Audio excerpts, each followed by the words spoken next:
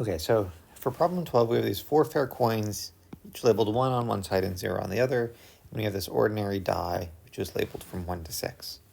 We flip the coins, we roll the die, we add up all of the numbers, and we want to know, what's the probability that that number adds up to 9? Now, there's sort of 2 things that need to happen in order for the number to add up to 9. And there's 2 ways that those 2 things could happen. So the first thing that could happen is that we get 4 1 coins, 4 coins that land up on side 1, and then what would we need to happen? And independently, we roll 5 on the die.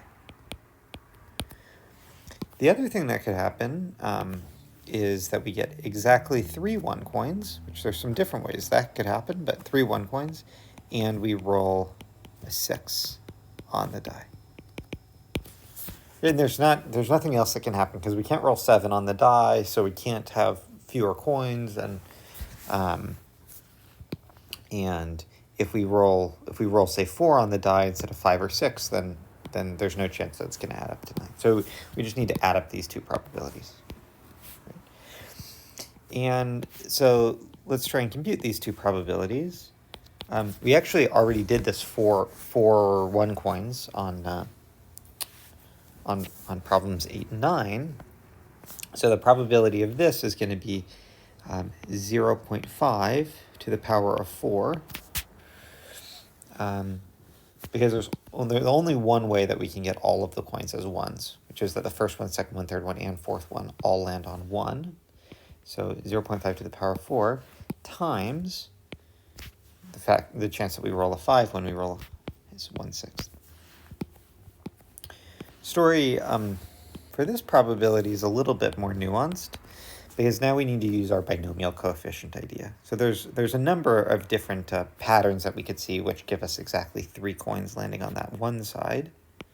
And so this is going to be 3 choose 4, probability that we land on heads times the probability, or by heads I mean 1, the probability we land on the 1 side versus the probability we land on the 0 side.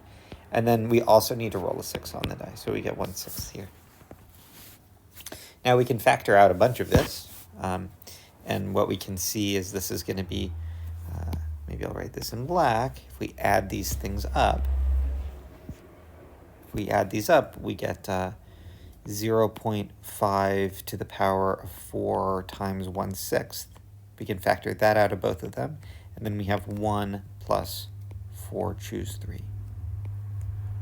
How many ways are there to choose 3 things out of the 4? Equivalent, we can think of the one that we don't choose. So there's exactly 4 of those.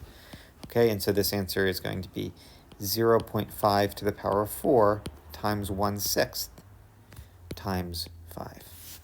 All right, and that's our probability. Right now, I'm going to just compute that to get a number, because that's not a very useful answer. If someone asks you what's the probability and you answer with that, then they're going to say, like, that's kind of annoying, you know?